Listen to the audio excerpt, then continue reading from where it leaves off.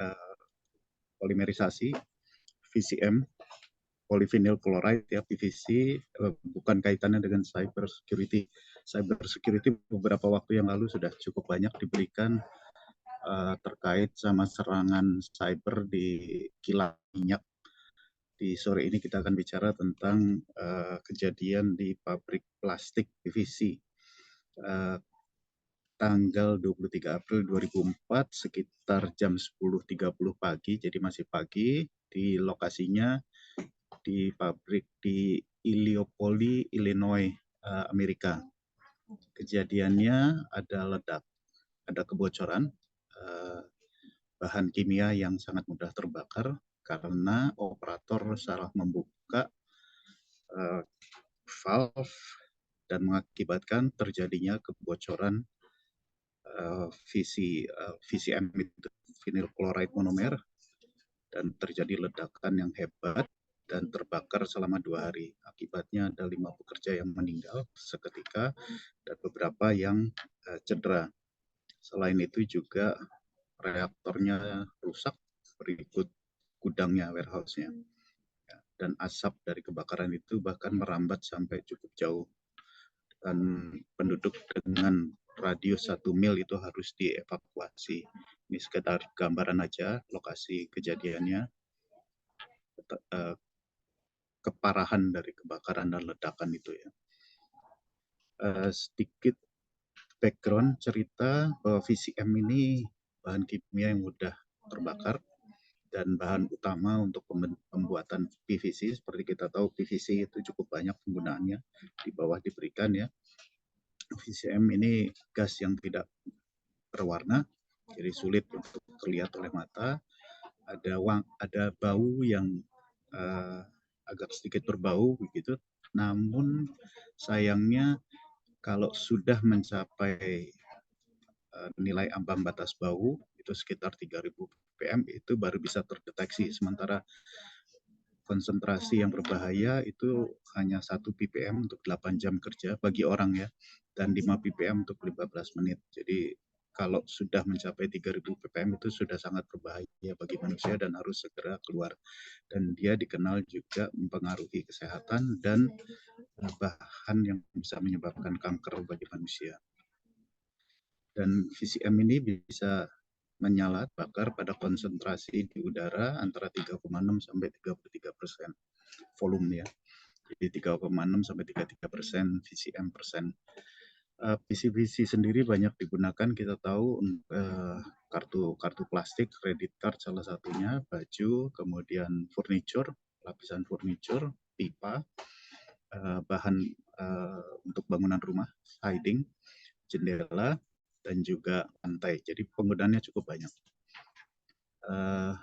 Pabriknya didirikan oleh Borden Incorporated tahun 65 dan dioperasikan oleh dia sampai 1987. Lalu kepemilikannya ditransfer ke Borden Chemicals. Namun sayangnya Borden Chemicals dinyatakan bangkrut pada tahun 2001 dan pabrik tersebut dijual ke FPC, yaitu Formosa Plastic Corporation di Amerika pada bulan April 2002. Dan pada Maret 2002 FPC ini melakukan kajian ya, sebagai bagian dari proses pembelian tersebut. Ada laporannya, namun sayang laporannya tidak ditindaklanjuti untuk beberapa hal. FPC sendiri ini punya beberapa fasilitas di Amerika. Di sini disebutkan Delaware, Louisiana, Texas, selain yang di Illinois tadi. Kantor pusatnya ada di Livingston, New Jersey, ada sekitar 2.100 pekerja dengan nilai jual sekitar 2 billion US dollar, jadi cukup besar. Dia bagian dari Formosa Plastic Group yang berkantor pusat di Taipei, Taiwan. FPG sendiri ini cukup besar. Dia menghasilkan 5,2 juta ton setiap tahun PVC dan mempekerjakan 80.000 orang dengan pendapatan 37 miliar dolar. Cukup besar perusahaannya. Ini prosesnya, lokasinya, layoutnya di sebelah kanan itu digambarkan. Jadi ada beberapa reaktor, ada 24 reaktor yang untuk memproduksi dua jenis barang. Satu PVC resin dan satu specialty, bahan khusus atau disebut juga sebagai paste pasta oleh mereka gitu ya.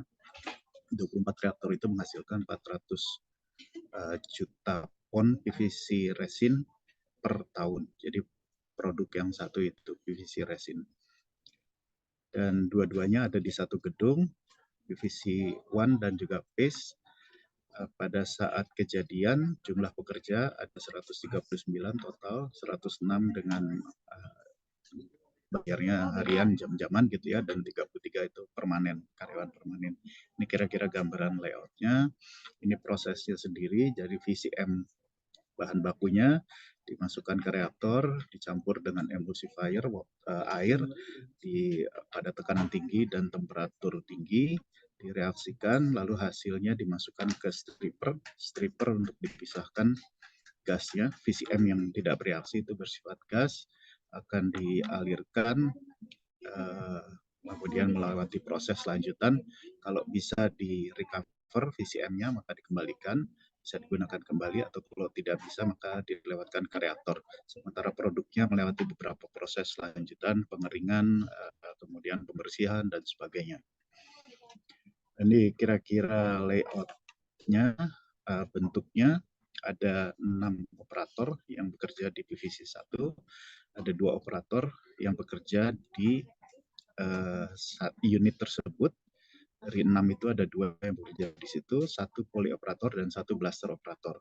Poli operator itu bekerja di lantai atasnya, dia mengoperasikan kontrol untuk sistemnya, sementara blaster operator itu bekerja di bawah atau di beberapa tempat gitu. Tujuannya yang pertama adalah tadi untuk mengosongkan, membersihkan dan sebagainya. Ini lebih jelasnya 306 ini mungkin perlu dilihat 306, 308, 3010 dan 312. Ini ada tangga di antara keduanya yang membatasi bagian ini. Jadi setiap kalau kembali di atas, setiap area itu terbentuk menjadi beberapa kelompok gitu ya. Nah, ini yang kelompok yang digunakan pada saat itu seperti ini. Nah, jadi untuk memulai reaksi, poli operator tadi yang kerjanya di atas mulai masukkan bahan-bahannya, mengatur kontrolnya dan sebagainya, sampai terjadi reaksi polimerisasi, dan kalau sudah selesai maka dipindahkan untuk berikutnya. Nah, kalau sudah selesai maka akan dikeringkan, dibersihkan reaktornya. Dan untuk itu maka operator yang di bawah harus membuka transfer dan reaktor bottom valve. Kemudian poli operator akan purging, akan membersihkan reaktor, sisa-sisa gas yang berbahaya, dan disiapkan untuk pembersihan. Nah, operator yang di bawah itu tugasnya untuk membuka valve untuk dialirkan sisa-sisa produksinya ke tempat yang lain. Di bawah reaktor itu sudah dilengkapi dengan pengaman, interlock. Jadi valve tidak bisa dibuka kalau tekanan dalam reaktor itu lebih dari 10 psi. Namun ternyata bypass safety system yang dibuat itu ada bypassnya. Di sewaktu-waktu interlock sistem pengaman itu bisa dibypass dan dibuka oleh operator. Nah, kejadiannya pada tanggal 10.30 itu semua reaktor sedang membuat PVC kecuali D306 yang akan disiapkan untuk dibersihkan. Kemudian beberapa saat setelah itu terdengar ada kebocoran dan kemudian diikuti dengan gas detektor dan sistem pemadam air yang tiba-tiba aktif. Kemudian mereka coba lihat tapi mereka mencium bau ada VCM. Yang terjadi adalah waktu turun tangga, kalau kembali ke blok ini harusnya si operator itu belok ke sebelah kiri. Ternyata dia beloknya ke sebelah kanan dan yang dibuka adalah reaktor D310 di mana masih terjadi proses reaksi dan tekanannya tinggi. Tapi karena disediakan bypass untuk interlock itu, maka dia tetap bisa membuka. Dan pada saat itu terjadi kebocoran itu. Ya, jadi hanya masalah belok kiri dan belok kanan, tapi terjadi kebocoran. Ini videonya singkat, tapi mungkin saya nggak putarkan karena waktunya cukup singkat diberikan. Tapi dari beberapa analisa ini yang dilakukan oleh CSP di Amerika, mereka melakukan investigasi dan ditemukan hal ini. Bahwa Borden Chemical pada saat yang pertama ya, tidak menerapkan kajian bahaya proses, ya, yang termasuk untuk mengganti bypass interlock tersebut supaya tidak digunakan. Kemudian tahun 99 itu terjadi kejadian bahwa bottom valve itu dibuka, tapi dikontrol lewat prosedur dan training, bukan bypassnya yang dihilangkan. Kemudian pada saat Formosa melakukan kajian, dia pernah juga mengalami 2003 di Baton Rouge, salah satu fasilitasnya, tapi tidak menerapkan hasil dari kajian tersebut, yaitu human error. Harusnya kalau diterapkan mungkin bisa menghindari kecelakaan ini. Kemudian juga ada kejadian lain di Februari 2004, tapi juga corrective action, tindakan perbaikannya tidak lakukan. Jadi mereka hanya mengandalkan pada prosedur tertulis untuk mengatur bahaya, mengendalikan bahaya, dan ternyata gagal. Rekomendasinya harus dilakukan kajian dari desain dan operasi FPC di Amerika ini dan menerapkan bypass atau approval. Jadi bukan semudah itu membypass interlock sistem, tapi dikendalikan secara administrasi. Kemudian daerah-daerah yang memiliki hazard yang tinggi, bahaya yang tinggi, itu perlu dikaji ulang dengan menerapkan layer of protection analysis. Jadi tingkat bahayanya disesuaikan dengan proteksi yang diperlukan. Kemudian emergency prosedur juga harus menentukan jenis emergensinya, skenario-nya, siapa yang bertanggung jawab, siapa yang bertugas pada saat itu, prosedur evakuasi, dan sebagainya. Kemudian juga melakukan periodic audit secara berkala. Demikian saya bagikan, nanti materinya mungkin bisa dilihat sendiri lebih jelas videonya. Demikian dari saya Pak Edi, terima kasih. Baik, terima kasih Pak Paul Wijaya atas penyampaian subtimumnya. Kita lanjutkan dengan acara pokok kita yang akan disampaikan oleh Pak Iman Karma Wijaya. Waktu kami persilakan Pak Iman.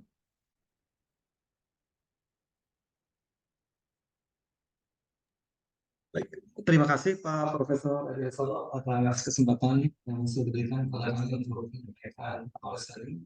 Assalamualaikum warahmatullahi wabarakatuh. Selamat siang Bapak Ibu sekalian.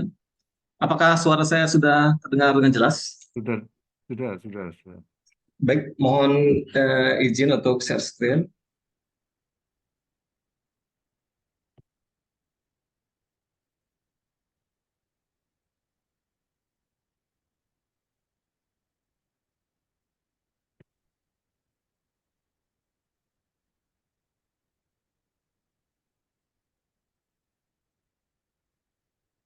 Oke, apakah sudah terlihat? Ya, sudah. Sebelumnya saya sampaikan selamat datang juga kepada I would like to give a big shout out to Mr. Kim Mansu and Mr. Edward Jeong from LSWR Korea who is in the audience right now. Oke, kami akan menyampaikan knowledge sharing mengenai cyber security. Judulnya adalah Easy Ways to Implement Industrial Cyber Security. Sebelumnya perkenalkan, nama saya adalah Muhammad Iman Karmawajaya. Saya berasal dari PT Skada Prima Cipta yang berkantor di Bandung. Posisi saya adalah sebagai Direktur ICT, Information Communication Technology. Sebelumnya saya sampaikan, mohon izin untuk menyampaikan mengenai sekilas mengenai perusahaan kami. Jadi PT Skada Prima Cipta berdiri tahun 2001 di Bandung. Kantor kami adalah di Jalan Kembar 1 nomor 12 di Bandung. Kemudian ini adalah salah satu sertifikat yang kita miliki. Kemudian kami akan menyampaikan mengenai experience dan expertise yang kami miliki. Antara lain adalah di bidang automation and SCADA system. kemudian di bidang maintenance and reliability, kemudian information, communication and technology, training, dan seterusnya. Dan berkaitan dengan knowledge sharing kali ini adalah berkaitan dengan OT atau operational technology, yang mana berkaitan erat antara IT dan juga automation and SCADA system. Ini contoh klien-klien kami yang sudah menggunakan produk dan jasa dari kami. Oke, mungkin langsung saya mulai aja untuk mempersingkat waktu. Latar belakang dari knowledge sharing ini adalah berkaitan dengan cyber security, karena cyber security pada saat ini sudah menjadi isu yang sangat penting, terutama di dunia industri. Di sini saya sampaikan, lampirkan artikel dari Gartner yang memprediksi bahwa tahun 2025 cyber attack akan menjadi salah satu ancaman yang akan sangat penting di masa mendatang. Bahkan di Indonesia juga sudah mulai menjadi isu penting. Bahkan kemarin kalau Bapak Ibu sekalian sempat mengikuti atau melihat mengenai perdebatan Capres, juga isu ini sudah dibawa untuk dibahas oleh masing-masing Capres. Oke, kita lanjut. Di sini tadi saya mau menyatakan mengenai cyber attack di bidang industri. Kemudian kita akan mengerucut ke OT atau operational technology. Di sini saya sampaikan beberapa definisi dari OT, ada dari Gartner dan berbagai sumber di internet. Pada dasarnya OT adalah suatu teknologi di mana hardware dan software, di sini untuk di Gartner, OT is hardware and software that detects or cause a change through the direct monitoring and control of physical device. Secara bahasa simpelnya, bahwa OT adalah suatu sistem teknologi yang akan melakukan interaksi dengan peralatan-peralatan yang berkaitan dengan industri, proses, dan seterusnya. Di sini juga ada istilah lain selain OT adalah Industrial Control System atau ICS. Kemudian ada juga Industrial Automation and Control System atau IACS. Oke, di sini ada saya menampilkan mengenai Industrial Control System apa saja sih. Jadi secara istilahnya bahwa ICS atau IACS itu adalah semua sistem yang melingkupi bidang SCADA system, di mana di dalamnya ada juga DCS, ada control system seperti PLC, dan seterusnya. Di sini disampaikan ada beberapa karakteristik, antara lain adalah yang berkaitan dengan short term impacts dan juga long term impacts. Mungkin saya akan skip aja untuk mempersingkat waktu. Berdasarkan standar IC 62443, maka ICS itu bisa didefinisikan sebagai Industrial Automation and Control System dengan dibagi berdasarkan beberapa zona sebagai berikut. Ada Enterprise Zone, Control Zone, Field Zone, seperti ini. Jadi ini adalah standar yang diberikan oleh IC 62443 untuk menggambarkan suatu operational technology, di mana di sini ada level dari yang paling bawah, level 0, 1, dan seterusnya sampai level 5. Di mana level 0 itu langsung berkaitan dengan physical prosesnya. Kemudian level 1 berkaitan dengan sensor, instrumen, dan lain-lain. Level 2 berkaitan dengan sistem kontrolnya. Level 3 berkaitan dengan aplikasi, dan seterusnya. Kemudian di antara level 3 dan level 4 ada namanya Industrial DMZ atau Demilitarized Zone. Suatu buffer network untuk menghubungkan antara control network dengan business network, yaitu yang ada di level 4 dan 5. Detailnya mungkin seperti ini. Ada proses, basic control, area control. Kemudian di tengah-tengah ada DMZ level 3,5 dan enterprise yang biasa disebut sebagai business network. Ini mungkin detailnya seperti apa. Level 0 kaitannya dengan actual physical process. Kemudian level 1 berkaitan dengan intelligent sensing devices seperti sensor, dan seterusnya. Kemudian level 2 berkaitan dengan control system. Misalnya di sini ada PLC, APU, ID, dan seterusnya. Kemudian level 3 adalah level di mana aplikasi sistem seperti data historian, data persission, server, SCADA server, application server, dan seterusnya disimpan di sini. Kemudian di level 4, tadi level 3,5 ada DMZ. Level 4 adalah bisnis yang biasa kita pakai di bisnis network, seperti misalnya ada database untuk aplikasi bisnis, email, office, dan seterusnya. Dan di paling atasnya adalah corporate IT business network. Kemudian saya akan menyampaikan mengenai digital transformation dan converge antara OT dan IT. Seiring dengan berkembangnya zaman, maka antara OT dan IT ini akan dilakukan suatu integrasi, biasa kita sebut sebagai digital transformation atau konvergensi. Artinya adalah data-data yang ada di OT ini akan bisa kita akses oleh IT untuk diproses lebih lanjut. Misalnya untuk menampilkan suatu dashboard, suatu report, ataupun dianalisis menggunakan data analytics, machine learning, dan seterusnya. Karena ada integrasi inilah, maka antara OT dan IT ini harus terhubung satu sama lain. Dengan tidak melepaskan sisi security atau cyber security di antara kedua jaringan tersebut.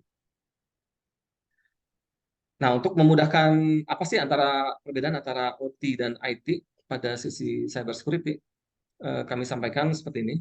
Ada beberapa perbedaan dan mungkin persamaan juga antara IT dan OT. Yang pertama adalah untuk dari sisi availability-nya, di mana IT itu berbasis pada schedule, sedangkan OT basisnya adalah dia harus beroperasi secara continuous.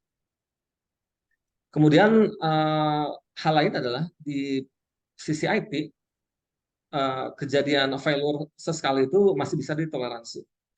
Sedangkan di OT sangat downtime itu sangat dihindari. Jadi sangat intolerable.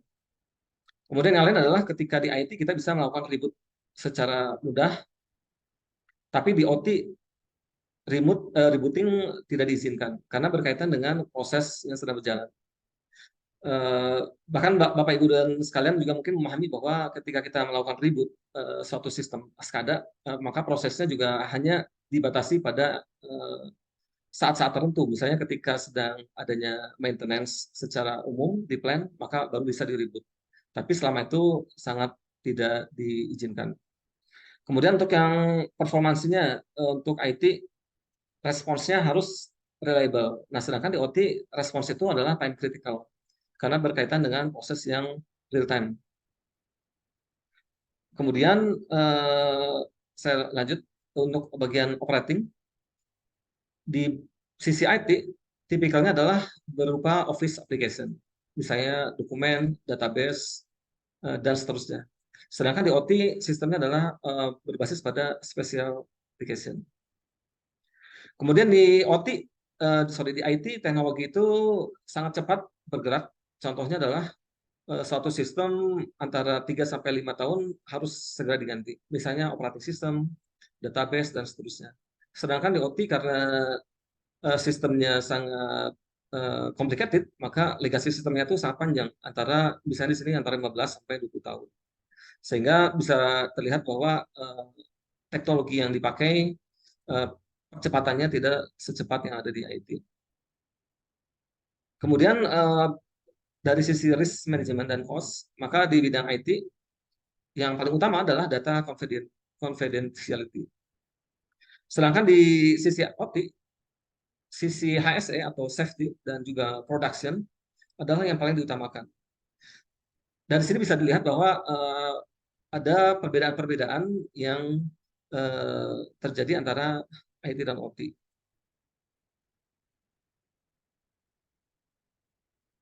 Oke, kemudian di sini juga ada dari sisi IT dan OT convergence-nya.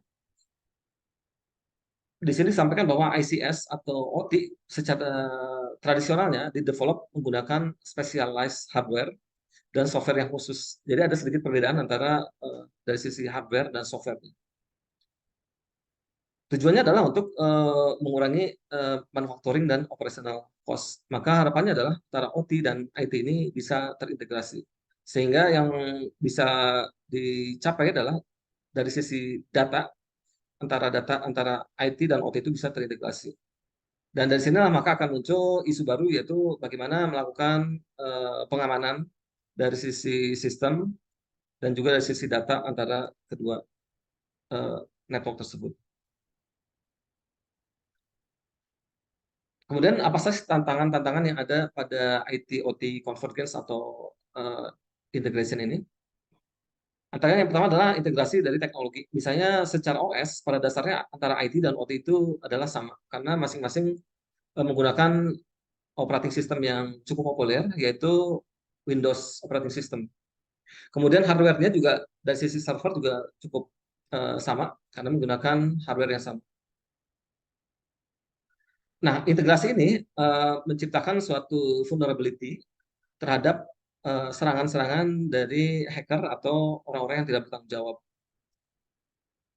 Kemudian isu lain adalah solusi dari IT security tidak selalu cocok dengan solusi untuk security yang ada di OT atau ICS. Karena perbedaan-perbedaan yang sebelumnya saya sampaikan tadi itu. Kemudian untuk ICS, untuk masalah yang paling sering digunakan, misalnya patching, ketika di IT sangat mudah dilakukan karena setiap versi dari operating system itu sudah memperhitungkan patching pada business network. Nah, yang cukup berbeda adalah ketika di ICS atau di OT, patching memerlukan ada testing, approval, scheduling, dan seterusnya. Karena tidak semua patching atau update dari suatu operating system itu bisa dilakukan dengan mulus atau mudah. Karena ada beberapa perbedaan-perbedaan ketika harus diterapkan di OT. Kemudian yang paling utama adalah di OT kita ada kebutuhan bahwa sistem itu akan berjalan selama terus-menerus atau 24/7. Sehingga ketika akan melakukan suatu patch, perbaikan, dan seterusnya harus memperhitungkan downtime yang akan terjadi pada bukan sekedar pada sistem, tapi pada plan secara keseluruhan. Kemudian juga tadi disampaikan bahwa life cycle dari ICS atau OT itu antara 10-20 tahun. Dan antara 10-20 tahun tersebut, maka akan ada gap antara teknologi security yang terjadi. Oke, mungkin ini ada contoh dari BSI Publication on Cybersecurity mengenai top 10 threat dan countermeasure-nya untuk Industrial Control System Security atau OT. Yang pertama adalah infiltrasi dari malware melalui removable media atau external hardware. Bisa dari flash disk dan seterusnya. Kemudian malware infection melalui internet dan intranet. Kemudian human error. Kemudian ada compromising extranet, ada social engineering, dan seterusnya, DDoS attack.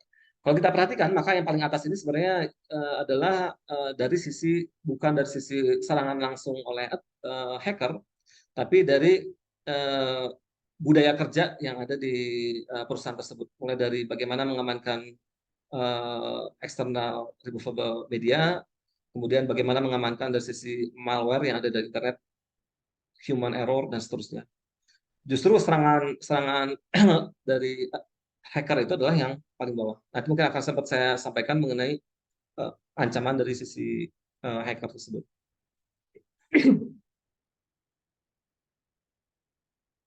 Kemudian saya sampaikan mengenai ada artikel dari Lockheed Martin tahun 2022 mengenai cyber kill chain, the 7 steps of cyber attack. Jadi suatu cyber attack itu adalah berupa suatu chain atau suatu rantai yang tidak berdiri sendiri tapi saling terkait satu sama lain. Dari mulai rantai pertama, kemudian rantai kedua, dan seterusnya, dia akan berjalan terus-menerus. Yang pertama adalah dari reconnaissance, di mana hacker itu akan mengumpulkan data-data yang penting, misalnya email address, dan seterusnya. Kemudian hacker akan melakukan weaponization, delivery, baru exploitation. Jadi kita lihat bahwa step 1, 2, 3 ini adalah hacker atau serangan itu tidak langsung menyerang ke tempatnya atau lokasi, tapi si hacker ini akan mempelajari terlebih dahulu. Setelah itu maka ada exploitation, installation, command control, dan setelah yang terakhir adalah action atau objektif, di mana istilahnya adalah hands on keyboard. Jadi artinya hacker itu sudah masuk dalam sistem baik melalui remote ataupun apapun gitu, sehingga dia bisa mengotak-atik apa yang ada di server tersebut. Oke, saya sampaikan juga di sini ada contoh mengenai serangan-serangan terhadap sistem OT atau pabrik, yang mana yang sangat terkenal mungkin yang sering diceritakan atau sering disampaikan dan sangat legendaris adalah mengenai serangan Stuxnet pada reaktor nuklir atau program reaktor nuklir di Iran tahun 2010. Tapi itu pun hacker selalu berkembang sampai yang terakhir ada yang serangan terhadap power plant yang ada di Ukraina dan juga seterusnya. Cuma nanti saya akan sampaikan mengenai contoh yang ada di Iran tersebut. Contohnya seperti ini, di mana kasus Stuxnet ini adalah di mana hacker melakukan serangan itu melalui suatu script atau malicious apa ya, malware dan lainnya melalui suatu flash disk atau removable media. Ketika flash disk tersebut atau USB tersebut dicolokkan pada satu server, maka dia akan segera menyebar berganda ke komputer-komputer lainnya yang ada di jaringan tersebut. Kemudian dia akan melakukan serangan menyerang pada sistem SCADA yang ada di sana. Dan agar serangannya tersebut tidak diketahui dengan cepat, maka dia melakukan suatu istilahnya adalah hiding its activities. Jadi serangan ini tidak terlihat serta-merta tiba-tiba server power supply-nya mati mendadak, tapi melakukan secara pelan-pelan sehingga ketika sudah ketahuan sudah banyak server yang sudah dikontaminasi atau diinfeksi oleh si virus atau malware tersebut. Salah satunya paling fenomenal adalah ketika data-data yang ada di display di HMI itu terlihat normal, tidak ada masalah apapun, sehingga si operator ataupun engineer dan seterusnya tidak menyadari bahwa ternyata ada serangan secara di background menyerang sistemnya mereka. Tapi pada dasarnya data-data dan segala macam servernya itu sebenarnya sudah dirusak oleh si sistem tersebut. Dan ini semua bermula hanya gara-gara ada oknum di perusahaan di Iran tersebut mencolokkan suatu flash disk pada server ataupun komputer yang ada di jaringan tersebut. Kemudian itu ada contoh lain ya tahun 2015 yang cukup terkenal juga, yaitu ketika beberapa hacker ini melakukan serangan kepada power grid yang ada di Ukraina. Seperti itu. Oke, mungkin dari cerita singkat seperti tadi itu, maka tujuan dari knowledge sharing ini adalah bagaimana cara mudah untuk melakukan pengamanan terhadap cyber security yang ada di industri, yaitu di OT. Maka kita mengacu pada standar, yaitu yang pertama adalah standar ISO 27001 dan 2, di mana dia adalah memberikan guidelines mengenai step by step dan juga item-item yang harus dilakukan untuk mengamankan suatu server.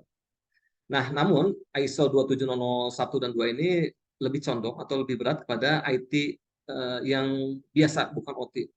Maka kita gabung dengan standar lain, yaitu ISA atau IC 62443, di mana dia sudah mulai fokus pada suatu cyber security yang ada di industri atau OT pada dasarnya.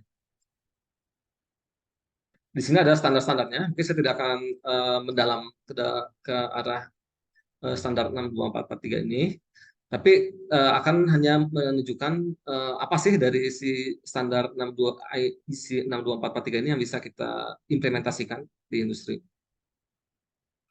Oh ya, by the way, awalnya si standar IC 62443 ini sebetulnya adalah pengembangan dari standar sebelumnya, yaitu ISA 2000, ISA 99 yang tahun 2009 sampai 2010 kerjasama dengan IC baru dikembangkan menjadi IC 62443. Nah, di sini ada best practice, yaitu bagaimana melakukan risk assessment based on 62443 atau IC 62443. Dari sini, berdasarkan standar yang disampaikan, code-nya yang ada di dalam situ, maka kita akan fokus pada automation solution atau pada OT.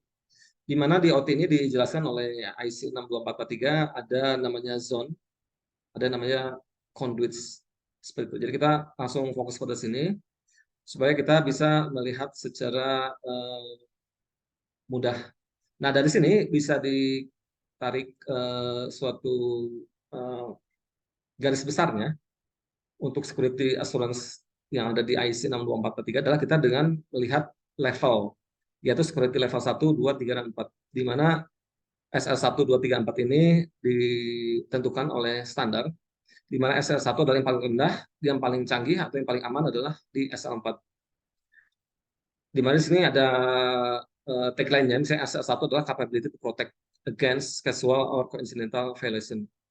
Kemudian SL2 capability to protect against intentional violation. Jadi SL2 itu udah mulai mempertahankan diri terhadap pelanggaran yang dilakukan secara sengaja. Nah, nomor 3 adalah pertahanan terhadap sophisticated means. Jadi yang serangannya itu sudah bisa dibilang profesional, bukan sekedar kesalahan human error ataupun lainnya. Dan baru yang keempat benar-benar yang paling aman menurut versi CIC 62443. Oke, kita dari 62443 itu baru kita runut, kita kembali ke tadi, kita ada level 0, 1, 2, 3, 4, dan 5, dan seterusnya, di mana bentuknya adalah seperti ini. Kemudian di sini adalah contoh industrial network zone yang ada di sini, yang berdasarkan IC 62443. Oke, supaya cepat kita lanjut ke assessment. Nah, untuk assessment tersebut, sebelum ke detail, saya sampaikan dulu di sini ada assessment ICS atau OT untuk existing dan new installation. Jadi, assessment itu bisa untuk OT yang sudah eksis, sudah terbangun, cukup lama misalnya, atau yang akan baru dibangun. Maka tentu saja akan ada perbedaan. Untuk yang sudah dibangun, maka kita harus mengkonsiderasi berdasarkan proses yang sudah berjalan selama ini, dan seterusnya. Sedangkan untuk yang baru, kita lebih leluasa untuk melakukan pembangunan atau mengadopsi standar-standar tersebut. Karena untuk yang existing system ini, maka kita harus melakukan assessment terlebih dahulu, tidak bisa langsung melihat inventory-nya seperti apa, data flow-nya seperti apa, kita ada gap dan vulnerability assessment, mulai dari assessment, kemudian kita harus melakukan desain, lalu configure untuk firewall, DMZ, dan seterusnya. Kemudian the flow policies, dan lain-lain. Oke, kita lanjut untuk bagaimana cara mengimprove security-nya secara prakteknya seperti apa. Jadi kita punya contoh, misalnya kita memiliki, Bapak Ibu sekalian memiliki suatu plan dengan arsitektur sederhana seperti ini.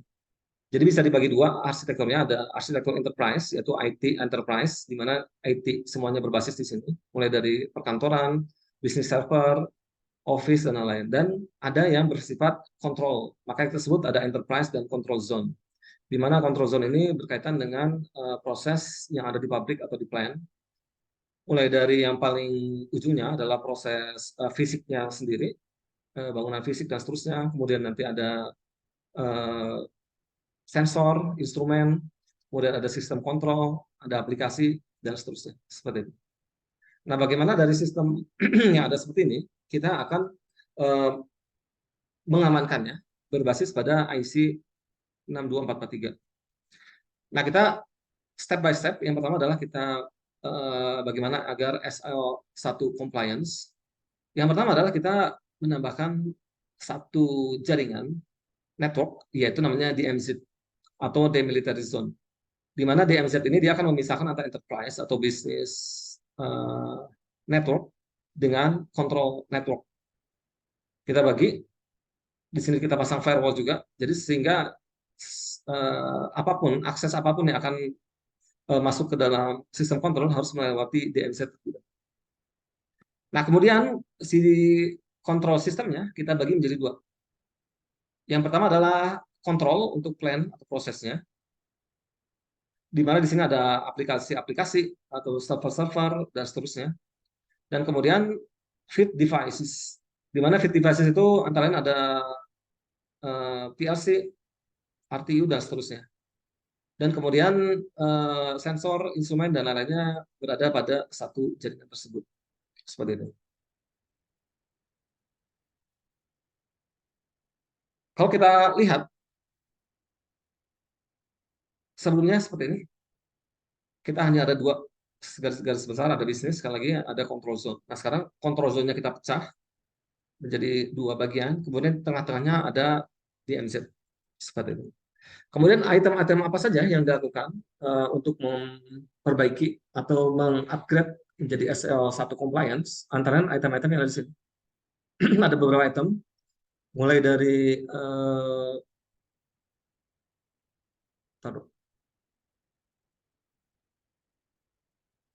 selain secara jaringan, di sini juga ada item-item dikerjakan. Misalnya yang pertama adalah control system harus mengauthenticate dan menauthorize human user. Jadi semua yang ada di sini ada autentikasi dan juga otorisasi. Dan semuanya bisa di-manage dengan standar yang ditentukan. Jadi kalau kita perhatikan nanti akan saya sampaikan mengenai ISO 27001. Salah satu item yang ada di ISO 27001 tersebut adalah bagaimana kita memanage user account.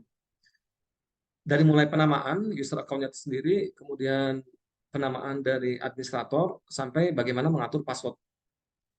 Bagaimana kaitannya tersebut adalah tujuannya adalah mengamankan si server tersebut. Kemudian dia ada item-item tersebut. Nah, cuma mungkin saya akan fokus pada perbedaan paling utama. Di sini juga ditambahkan namanya adalah EPO server.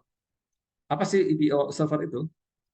Di sini ada nomor 4. Jadi EPO server adalah jadi suatu control system should be able to restrict code embedded in email or on storage media. Jadi nomor 4 ini sebenarnya belajar dari pengalaman yang terjadi di Stuxnet, di mana ketika ada seseorang oknum mencolokkan removable media ke dalam suatu komputer atau server yang ada jaringan, dan ternyata di storage tersebut ada script, maka hal tersebut sangat berbahaya. Makanya ada suatu EPO yang dia akan selalu mengecek, menyekan si storage media tersebut dari hal-hal yang tidak diinginkan. Salah satunya adalah ada code embedded.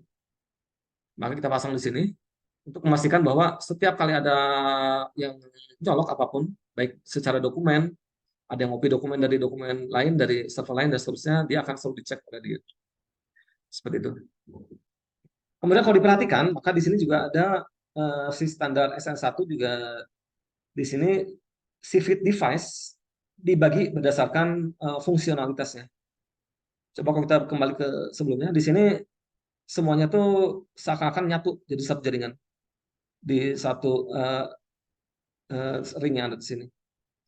Nah, dengan adanya mengikuti standar SL1, maka dipisah-pisah. Misalnya untuk feed device yang safety controller dipisah menjadi satu network sendiri di dalam feed device network, di mana di sini dipasang suatu firewall untuk mengamankan satu blok tersebut. Kemudian di sini untuk yang hot standby controller juga satu, bahkan di sini bisa dipasang dua apabila dibutuhkan. Dan di sini juga ada yang lainnya. Apabila di sini tidak terlalu penting, bisa jadi tanpa firewall. Seperti itu. Kemudian di sini juga ada beberapa sistem-sistem atau aplikasi yang dipasang. Seperti itu. Oke, kemudian kita akan lanjut ke SL2 compliance. di SL2 compliance secara sekilas di sini tidak terlalu jauh berbeda. Yang perbedaan pertama adalah di sini ada NID node yang warna hijau ini. Nanti kita jelaskan apa. Kemudian untuk setiap blok device ini kita bikin menjadi satu jaringan tersendiri. Kemudian di sini dipasang beberapa server-server yang berkaitan dengan pengamanan. Antara yang ada backup server, ada Certificate Authority, ada Unified Account Management Appliance, syslog server, ada Network Instruction Detection System. Jadi kita di sini mulai dipasang secara aplikasinya. Dan kemudian secara jaringan, networknya tidak terlalu banyak berubah. Tetap ada Enterprise, ada DMZ, ada Control Plan Process, dan Fit Device. Oke, mungkin saya coba jelaskan apa item-item yang tadi disebutkan tadi. Di sini masih tetap tentang ada autentikasinya, autorisasi, kemudian ada authentication control masih sama, ada sertifikat. Oh ya, nanti sertifikat. Jadi sertifikat authority ini kaitannya adalah setiap aplikasi yang berjalan di dalam network ini dikontrol dan fit device ini idealnya adalah diatur berdasarkan sertifikat authority. Jadi bukan sekedar masukin user password selesai gitu, tapi ada sertifikat authority-nya untuk menjamin bahwa user-user yang melakukan autentikasi ini adalah yang benar. Kemudian di sini ada backup server standar untuk menjamin seperti itu. Kemudian ada Unified Account Management Appliance. Unified Account Management Appliance itu adalah jadi semua akun-akun yang ada di jaringan sini di kontrol network ini harus di manage dengan benar oleh satu sistem.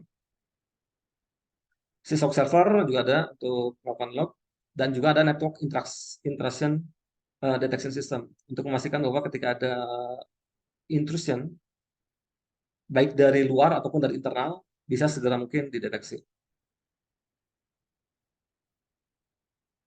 Dan kemudian di sini juga ada masukan ada penjelasan bahwa the control system shall protect confidentiality in remote access traversing in untraced network. Jadi dia harus mengamankan setiap remote access.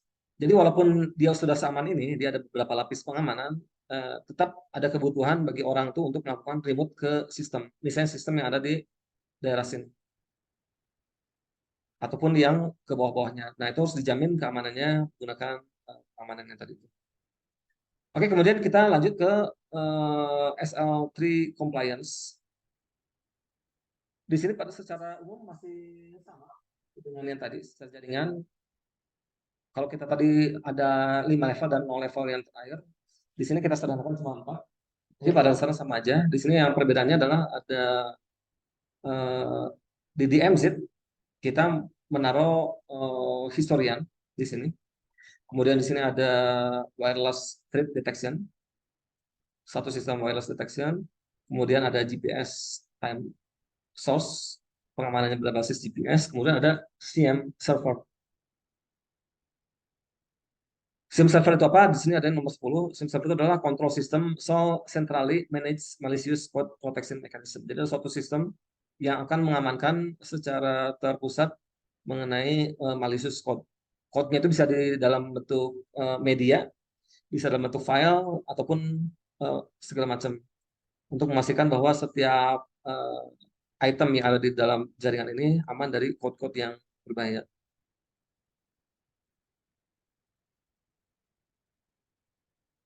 Oke, itu mungkin ini. Kemudian untuk yang level 4 sebenarnya juga ada juga. Cuma mungkin saya tidak fokus ke level 4 karena lebih fokus bagaimana kita berkembang dari level 1 perbaikan, kemudian ke level 2 dan kemudian ke level 3. Mungkin apabila ada waktu lebih panjang nanti akan saya sampaikan mengenai.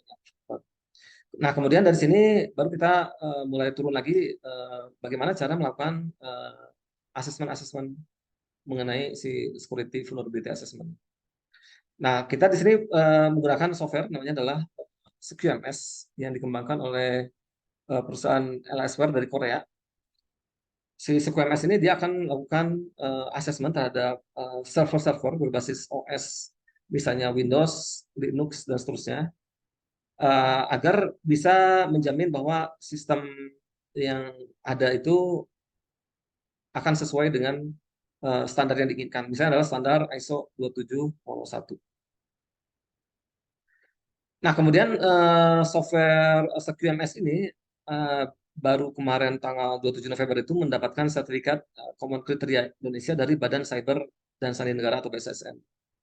Jadi di sini ada SQMS versi sekian, di mana proses ini sebenarnya sangat panjang, hampir 2 tahun, sudah diuji oleh BSSN dan mendapatkan sertifikat bahwa produk ini sesuai dengan standar yang BSSN pakai dan bisa dipakai dengan aman. Dan mungkin perlu saya sampaikan juga, jadi bahwa untuk software assessment security ini bisa dibilang ini adalah satu-satunya software yang baru disertifikasi oleh BSSN. Karena software-software yang kalau ada yang terkenal misalnya itu pun belum tersertifikasi oleh BSSN. Jadi ini mungkin ada nilai lebih apabila ada pertanyaan-pertanyaan misalnya bagaimana keamanannya, pengujiannya seperti apa dan seterusnya. Ini sudah dilakukan oleh BSSN.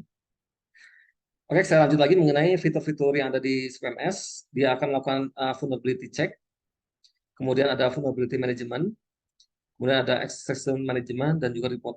Konfigurasi kurang lebih seperti ini. Jadi kita memasang di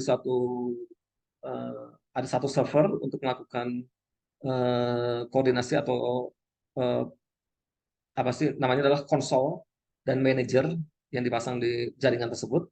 Kemudian setiap server yang ada di jaringan tersebut kita pasang namanya agent atau CQMS agent, baik di Linux, Unix, dan seterusnya. Dan dia akan berkomunikasi untuk menyampaikan assessment terhadap vulnerability yang ada di vulnerability yang ada di komputer tersebut. Oke, ini mungkin tujuan dari si aplikasi ini apa sih? Yang pertama adalah bagaimana mengurangi security threat element. Yang kedua adalah bagaimana secara otomatis mendetek apabila ada security vulnerabilities. Kemudian bagaimana mengurangi cost and time secara manajemen, dan bagaimana dia sesuai dengan industry specific regulation. Nah, kemudian secara software, aplikasi ini sudah dipakai di Korea, cuma mungkin di Indonesia belum ada yang dipakai. Udah dipakai di Sukuvindo, dan kita juga sekarang sedang melakukan POC di beberapa tempat yang ada di Indonesia. Tapi kebanyakan dia dipasang di Korea. Misalnya contohnya adalah di perusahaan Samsung, Samsung Semiconductor, dan beberapa bank.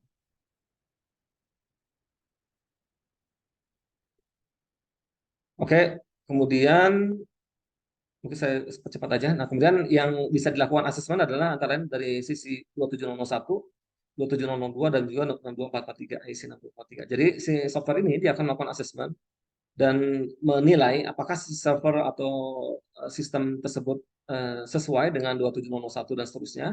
Apabila tidak sesuai, maka dia akan memberikan petunjuk atau memberikan cara-cara untuk melakukan mitigasi agar si server tersebut bisa sesuai atau comply dengan ISO 27001 dan seterusnya. Dan kemudian yang melakukan scan oleh si SQMS ini antara lain adalah dia melakukan scan terhadap operating system, kemudian terhadap di sini dia salah satu fiturnya adalah melakukan scan terhadap OS vulnerability scanner, baik secara software OS Windows ataupun yang lainnya seperti Linux dan lain-lain. Kemudian dia juga bisa melakukan vulnerability assessment terhadap database yang populer, misalnya Oracle, SQL Server, MariaDB, dan seterusnya. Kemudian dia melakukan vulnerability scanner atau assessment terhadap aplikasi web agar menjamin bahwa aplikasi yang terpasang di sana ataupun di develop bebas dari vulnerability seperti SQL injection, cross-site scripting, dan lain-lain. Kemudian juga dia melakukan assessment terhadap network vulnerability yang ada di jaringan tersebut.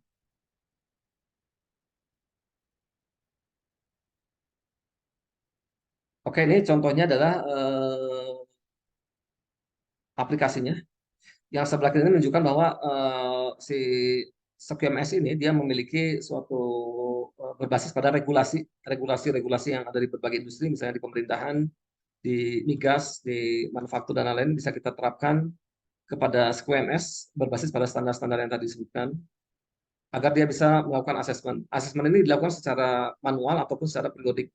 Misalnya setiap hari dilakukan assessment agar menjamin bahwa setiap harinya itu si server ini selalu comply dengan ISO 27001.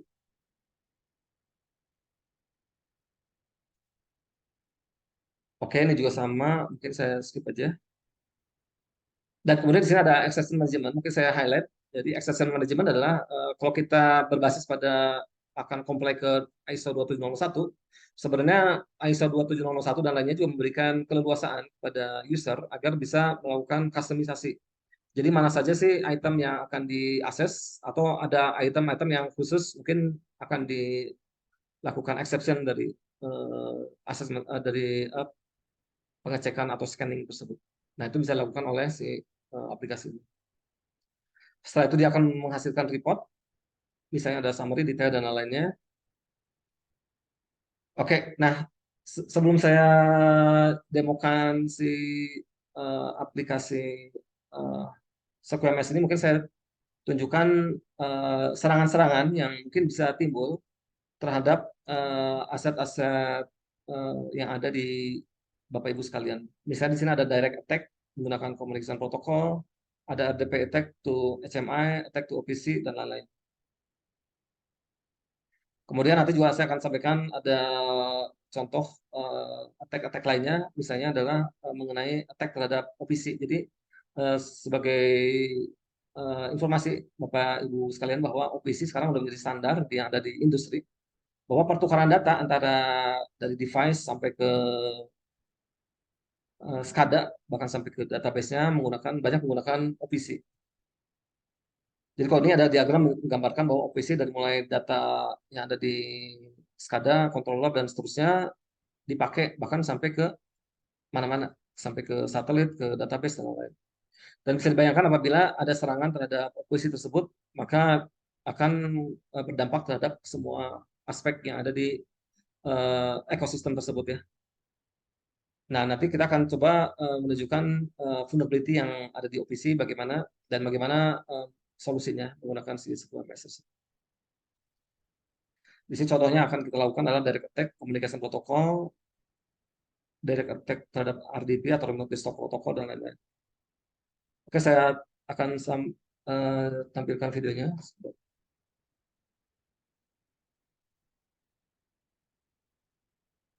Oke, sebelum saya lanjut, mungkin di sini saya sampaikan ada suatu video, di mana yang sebelah kiri adalah suatu tampilan dari Kali Linux. Jadi Kali Linux adalah suatu OS yang sebenarnya open source yang diberikan kepada khalayak agar bisa mencoba untuk melakukan assessment terhadap security. Jadi kita seakan-akan melakukan suatu attack, kita bertindak sebagai red team yang akan melakukan penyerangan terhadap sistem kita sendiri, dan nanti akan ada blue team yang akan melakukan pertahanan terhadap si attack tersebut. Di sini yang sebelah kiri menunjukkan ketika ada suatu sistem yang banyak bolongnya, maka si hacker antara dia menggunakan Kali Linux bisa melakukan scanning terhadap sistem server tersebut. Di sini dia akan melakukan scanning terhadap port-port apa saja sih yang terbuka di banyak server yang ada di jaringan tersebut. Jadi dia akan melakukan scanning terhadap jaringan. Setiap ada komputer yang kedetek, dia akan cek port apa saja sih yang open. Nah, contohnya di sini ada satu port yang terbuka di satu komputer tersebut. Nah, setelah kita terbuka, maka kita bisa melakukan serangan. Ini kita melakukan serangan yang sederhana saja, jadi yang tidak rumit-rumit. Kita melakukan namanya adalah brute force attack. Jadi kita seakan-akan melakukan percobaan remote desktop menggunakan sebuah user dan password yang kita coba-coba sendiri. Contohnya adalah kita anggap security-nya masih lemah sehingga di sana masih ada user administrator. Jadi sebagai informasi Bapak Ibu sekalian bahwa di ISO 27001 dinyatakan bahwa user bernama administrator tersebut harus dinonaktifkan. Atau misalnya ada user lain misalnya admin atau yang berkaitan dengan administrator harus dinonaktifkan karena sangat berpotensi dieksploitasi oleh hacker untuk menggunakan user tersebut untuk serangan. Nah, di sini kita mencoba melakukan brute force menggunakan password yang sudah kita sediakan sebelumnya. Di sini kita menerka-nerka password. Tapi walaupun ini kelihatannya sederhana, Bapak Ibu sekalian, bahwa banyak sekali terutama di OT ya, password itu nggak pernah dirubah selama kurun waktu yang sangat panjang, bisa bertahun-tahun passwordnya masih sama standar. Dan itu sangat berbahaya karena sekali ketahuan dan ada orang jahat yang mengeksploitasi, maka itu bisa diserang seperti itu. Maka memang si ISO 2701 juga memberikan petunjuk bahwa namanya password itu harus dilakukan perubahan secara berkala. Nah, di sini dia bisa langsung masuk ke menggunakan user administrator dan passwordnya ketahuan ternyata nanti cepat-cepatnya.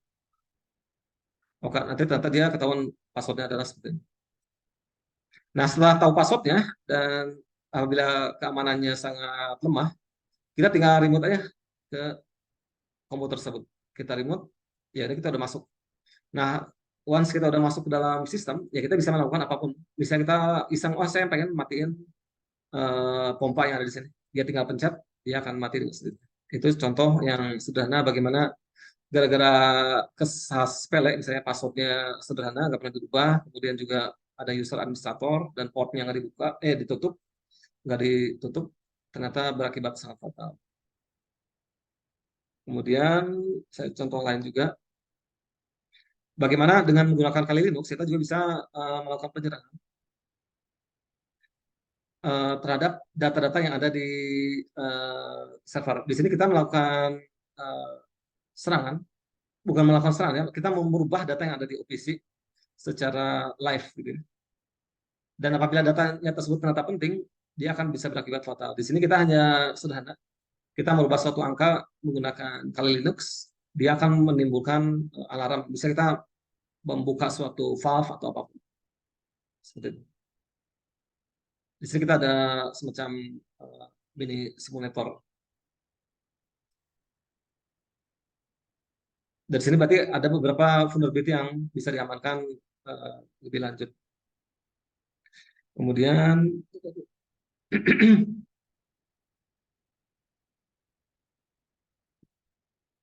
ini sebagai contoh detail ya. Jadi kita bagaimana menggunakan tools yang sangat sederhana yang tersedia di pasaran, tinggal di-download, kita bisa melakukan serangan. Misalnya di sini adalah kita melakukan merubah suatu nilai yang ada di OPC. Atau kalau istilah kerennya adalah data alteration. Jadi data yang ada di sini kita alter, berubah. Gitu. Ini mungkin mirip seperti yang di set tadi. Jadi data di alter, tapi data yang ditampilkan di HMI tetap sama. Gitu. Jadi di alternatif seperti dua arah. Yang ada di plan, dirubah datanya, tapi yang disampaikan ke display, datanya berbeda. Seperti itu. Nah, dengan cara sederhana kita bisa melakukan seperti ini. Jadi alarmnya muncul yang menunjukkan bahwa sebenarnya kita melakukan perubahan bukan dari display atau dari HMI, tapi menggunakan Kali Linux yang sudah masuk tadi ke dalam jaringan. Oke, kemudian contoh lain.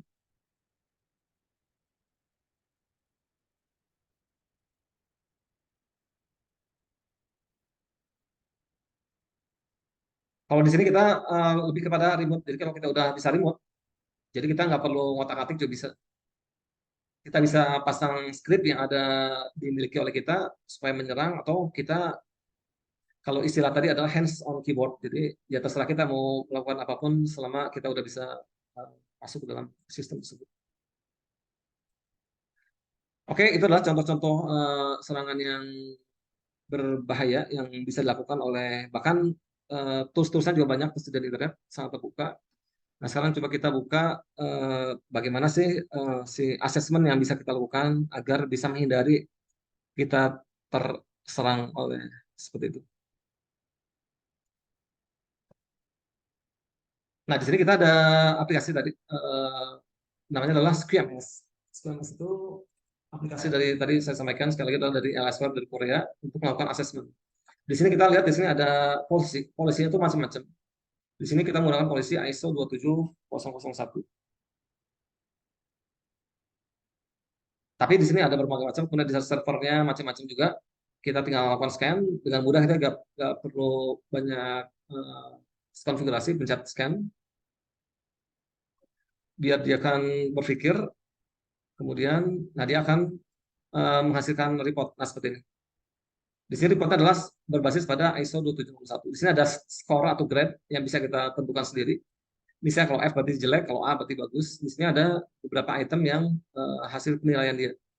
Misalnya contoh yang tadi yang berkaitan dengan user administrator, maka di sini ada keterangan bahwa berbasis pada policy user administrator itu harus diganti.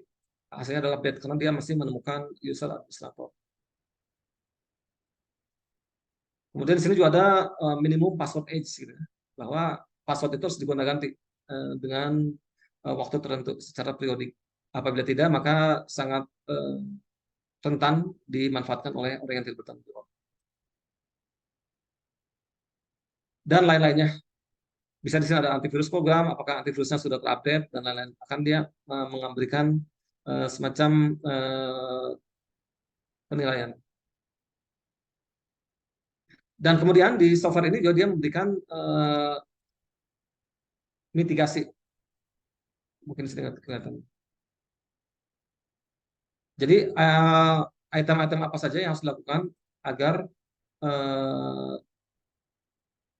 si exception ini, bukan penilaian ini bisa diperbaiki.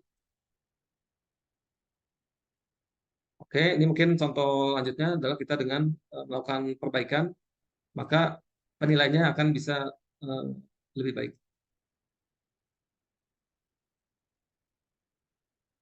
Oh, sorry, tadi kayaknya belum kelihatan yang ini.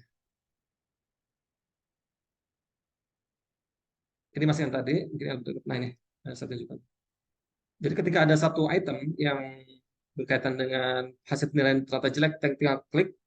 Nah, di sini dia akan memberikan penjelasan bagaimana caranya melakukan mitigasi atau istilahnya adalah remediation agar bolong-bolong tadi bisa kita perbaiki. Misalnya contoh sederhana bagaimana cara merename administrator account seperti itu. Jadi kita akan dipandu agar skor kita itu menjadi tinggi. Ya, tujuan akhirnya adalah bagaimana agar si server kita atau jaringan kita ini sedekat mungkin sesuai atau comply dengan ISO 2701 ataupun lainnya. Oke, mungkin saya lihat singkat aja karena waktu mungkin sudah terbatas. Ini untuk yang web assessment. Di sini untuk web assessment sebenarnya mirip dengan yang biasa dilakukan oleh Bapak Ibu sekalian untuk penetration test dan lain-lain.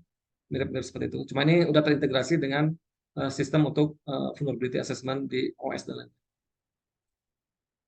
Ini juga sama. Jadi misalnya ada suatu web server. Kita sederhana aja, misalnya dia menggunakan suatu web server, di sini ada penilaiannya.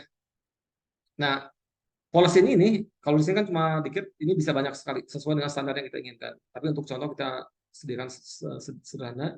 Kemudian untuk remediasinya disediakan juga. Apa saja sih harus dilakukan agar bolong-bolong atau vulnerability ini bisa diperbaiki.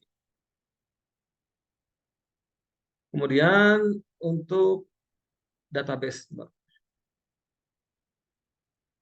Untuk database juga ada. Jadi kita bisa melakukan assessment terhadap database. Misalnya di database yang paling populer biasanya SQL Server, Oracle, dan seterusnya. Kita tinggal run scan. Nanti dia akan memberikan assessment. Dan assessment ini sebagai informasi bisa dilakukan secara periodik. Misalnya setiap pagi, setiap malam, atau sehari berapa kali, atau sehari sekali, dan lain-lain. Untuk menjamin bahwa server yang ada di situ sangat aman. Nah, ini contohnya adalah hasil assessment terhadap database. Ini. Software database juga sama. Di sini ada assessment terhadap passwordnya dan lain-lain.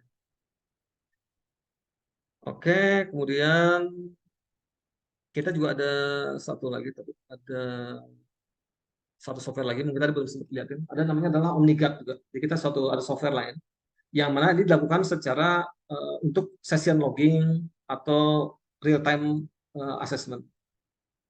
Sorry, bukan ini.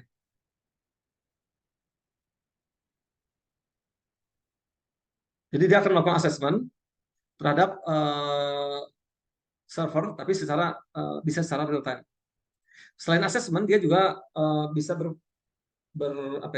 bertindak sebagai account management. Di sini ada tulisan ada account management, session logging, access control, port control, dan seterusnya. Di mana sebenarnya semua ini sudah ada di OS masing-masing, tapi kita dibutuhkan sesuai standar yang tadi IC 2706243 bahwa ada suatu sistem yang untuk memanage semua ini dalam satu sistem. Nah, inilah ada si Omnigat ini. Contohnya mungkin saya cepat aja. Di mana dia bisa melakukan pengaturan misalnya, account. Nah nih, kita bisa melakukan pengaturan account tanpa langsung harus masuk dalam sistem server masing-masing. Dan aturan ini bisa langsung kita terapkan ke banyak server secara bersamaan, secara massal. Jadi kita nggak perlu masuk ke dalam komputer satu-satu, setting satu-satu, kita langsung atur. Untuk account polisi, salah satunya adalah untuk password polisi, di mana passwordnya bisa kita atur, account log polisi dan lain-lain. Kemudian di sini juga ada settingan untuk akses kontrol. Mungkin yang paling sering dilakukan akses kontrol itu adalah akses kontrol untuk ini nih misalnya service-service, misalnya ada telnet, FTP, dan terminal bisa kita atur secara massal dan mudah dengan satu display. Kemudian port control juga, kalau kita ingin melihat port secara mudah dan langsung secara reportnya secara mudah, bisa langsung dengan port control. Oke, mungkin sebelum saya akhiri ada satu lagi. Untuk session logging kita pakai ini juga.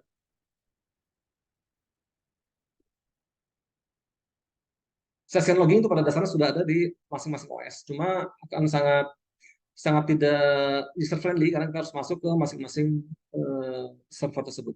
Nah, dengan adanya ada aplikasi atau sistem apapun, misalnya contohnya dengan Omnigat, kita bisa melihat session logging dari setiap server dan semua tercatat ke database dalam satu dashboard. Jadi kita bisa melihat siapa saja yang masuk ke satu server, apa saja yang dilakukan, bahkan sampai ke session secara visual. Dia pencet apa saja, melakukan apa saja, dan lain-lain.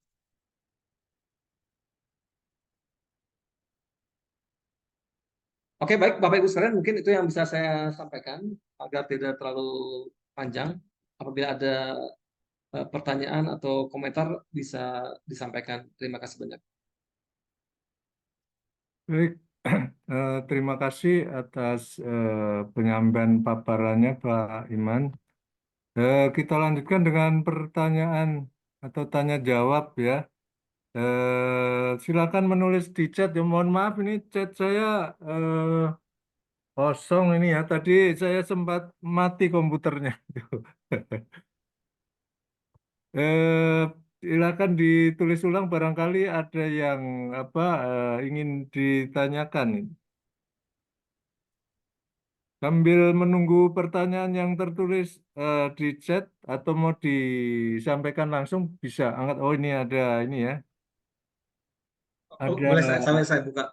Oh ya ya ya silakan. Nah ini ya tolong Pak Iman dibuka. Ini Baik. tadi saya komputernya macet tadi itu.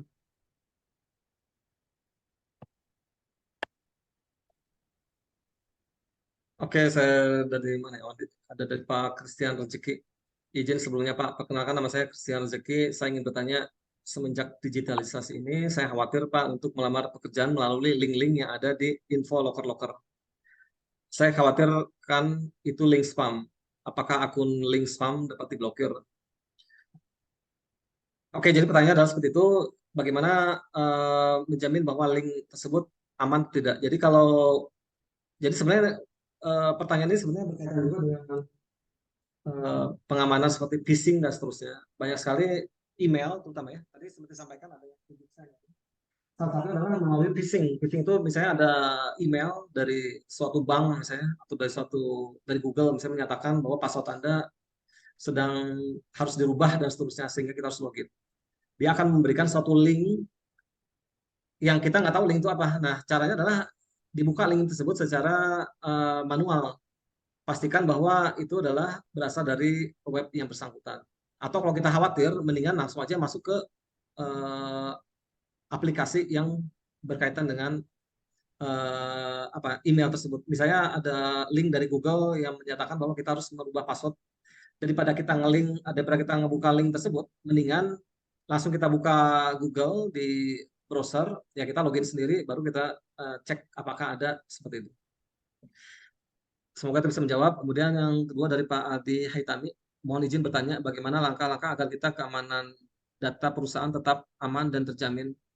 Sedangkan para hacker mempunyai tools yang lebih canggih dan istilah no system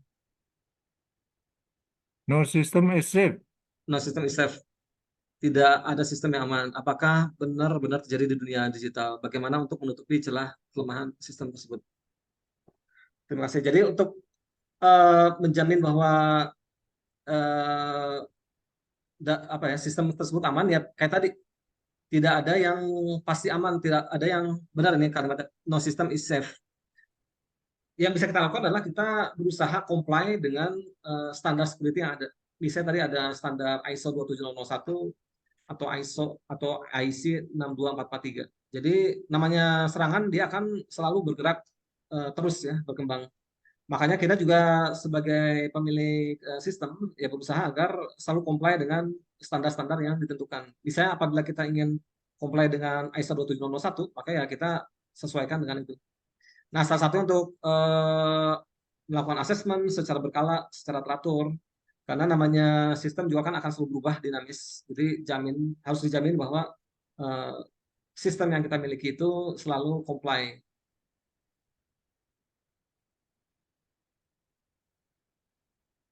Oke, kemudian yang terakhir ini, ini Ada. udah tadi.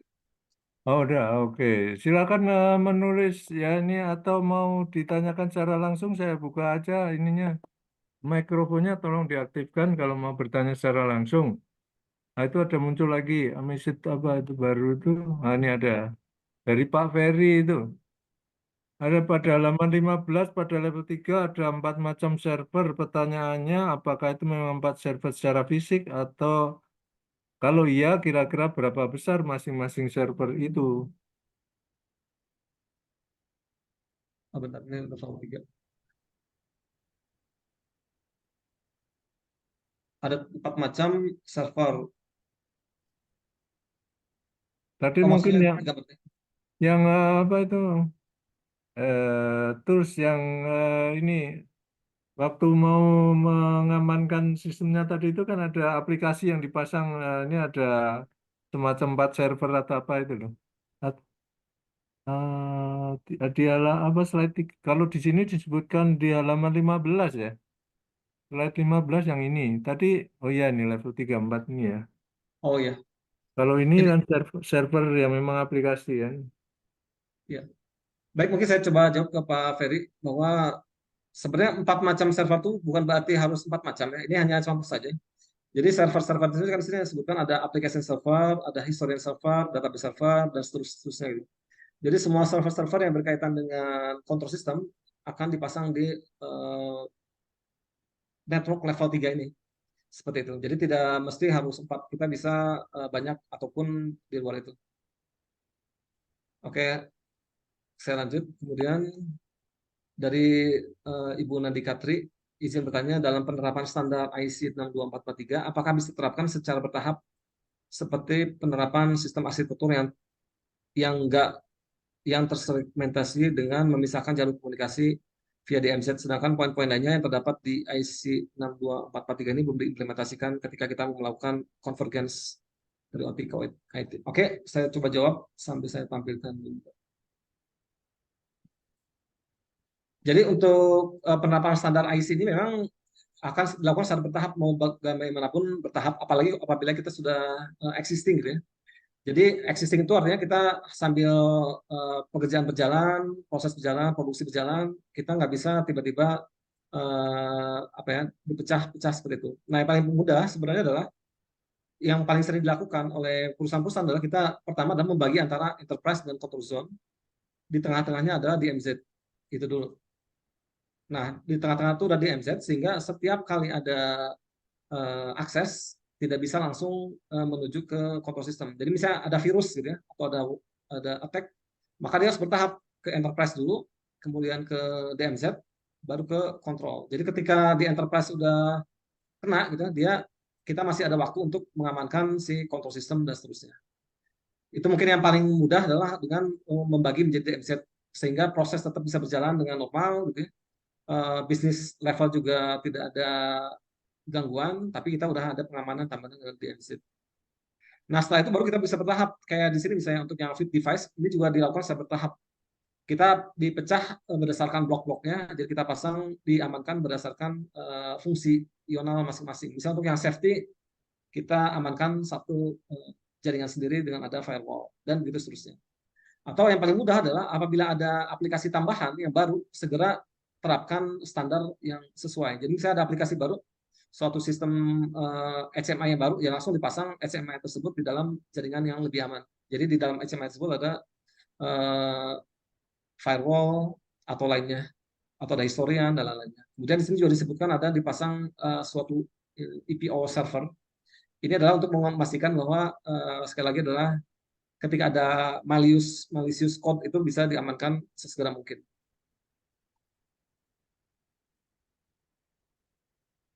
Oke, itu mungkin buat Ibu Nandika Tri. Apabila ada pertanyaan lain, kami persilakan. Ada muncul satu pertanyaan ini dari Pak Ferry lagi. Apakah server-server itu nggak pakai Docker, Pak? Apakah server-server itu nggak pakai Docker, Pak? Server yang mana ya? Ya, mungkin tadi itu yang ada 4 server itu kalau misalkan.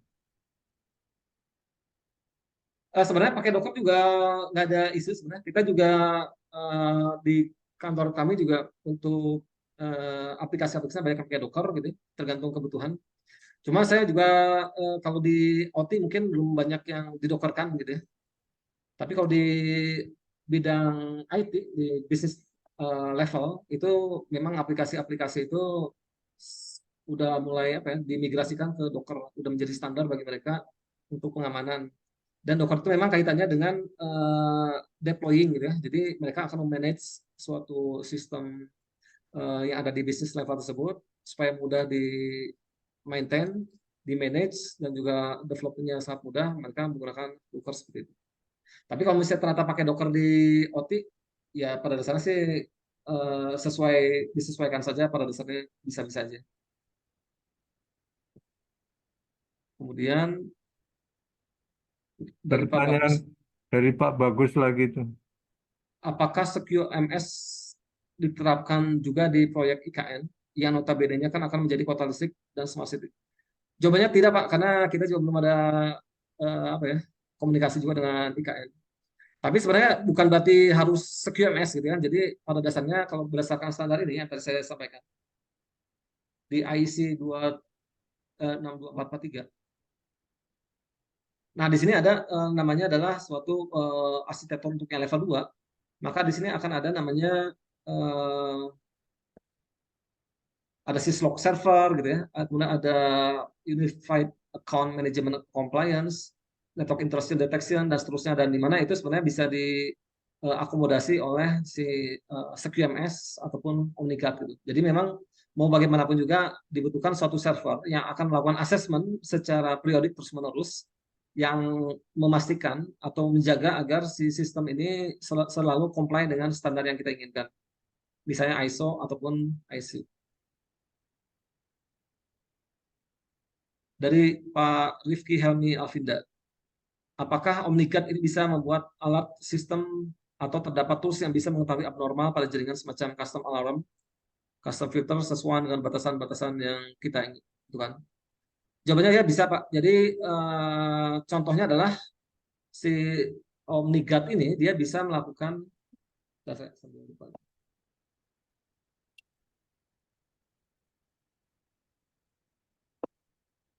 nah, di fitur-fiturnya ada seperti ini. Ada UPV, User Account Management, Access Control Solution, Audit Trail, System Monitoring Solution, dan semua ini sebenarnya terkait dengan alarm atau notifikasi dan logging. Contohnya sederhana misalnya untuk User Access Control Solution, jadi kita bisa ngatur misalnya aplikasi-aplikasi aja atau service-service apa saja yang bisa dilakukan atau dieksekusi oleh orang-orang tertentu. Bahkan kita bisa atur eksekusinya itu bisa dilakukan pada saat-saat kapan saja. Misalnya suatu proses hanya bisa dilakukan pada saat jam kerja, itu bisa kita atur. Dan apabila terjadi pelanggaran, ada beberapa tahapan yang bisa kita setting. Yang pertama adalah kita langsung menolak, kita login, kita kasih alarm gitu ya. Kita izinkan tapi kita kasih alarm, atau kita bebaskan sama sekali. Jadi ada beberapa tingkatan yang bisa dilakukan. Begitu juga misalnya ada seseorang melakukan service misalnya menggunakan RDP masuk, itu juga bisa di log. Dan log itu bisa kita setting seperti tadi. Ada beberapa level atau hierarkinya, bisa langsung dilaporkan dalam bentuk alarm. Ada yang bisa diperbolehkan dan ada alarmnya, atau dibebaskan sama sekali. Oke, kemudian lanjut ke Pak Raffi. Raffi Farhan. Izin bertanya. Perkenalkan, nama saya Raffi Farhan. Saya interest dengan bidang IT, terutama pada bidang cyber security. Saya tahu terutama di era digital yang berkembang sangat pesat, itu skop cyber security itu sangat luas, seperti Bapak jelaskan perihal software security automation. Tentu banyak sekali oknum yang tidak bertanggung jawab untuk melakukan peretasan seperti SQL injection, malware, dan lain-lain.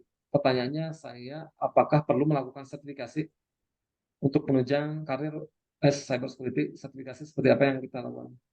Oke, baik, saya coba jawab Pak Raffi Farhan. Jadi memang benar, untuk sebagai profesional di bidang cyber security, sepertinya zaman sekarang wajib maksudnya, tapi harus wajib memiliki sertifikasi untuk berkaitan dengan bidang-bidang tersebut. Nah, bidang-bidang juga beraneka ragam. Tadi saya mention bahwa di bidang security itu sangat luas. Ada yang berkaitan dengan networknya, ada yang berkaitan dengan penyerangannya, pertahanannya, ataupun standarnya. Jadi untuk yang standar ISO 27001 juga itu ada sertifikasinya. Dan sertifikasi itu juga ada berbagai macam jenjangnya. Ada yang sebagai manajernya, ada yang sebagai implementor, ada yang sebagai teknisnya, dan lain-lain. Kemudian untuk sebagai red team, atau istilah red team itu adalah yang bertugas sebagai melakukan pengetesan dengan melakukan penyerangan, itu pun ada berbagai level-levelnya, sertifikasinya macam-macam. Jadi tergantung dari jenjang karir yang Pak Raffi lakukan sekarang seperti apa gitu. Jadi cocoknya di mana? Kalau misalnya sedang mengembangkan pengamanan comply ke standar-standar yang tadi, ya mendingan langsung sertifikasi di ISO. Kalau misalnya di bidang red team, ya berarti berkaitan dengan penyerangan. Kalau pertahanan berarti lainnya ada juga.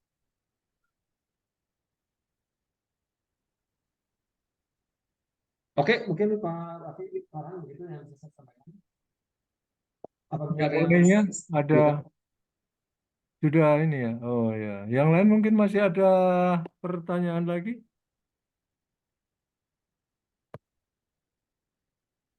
Kalau di Indonesia mana ada perusahaan yang untuk OT-nya ini dengan security tools yang seperti dipresentasikan Pak Iman, sudah ada belum nih Pak?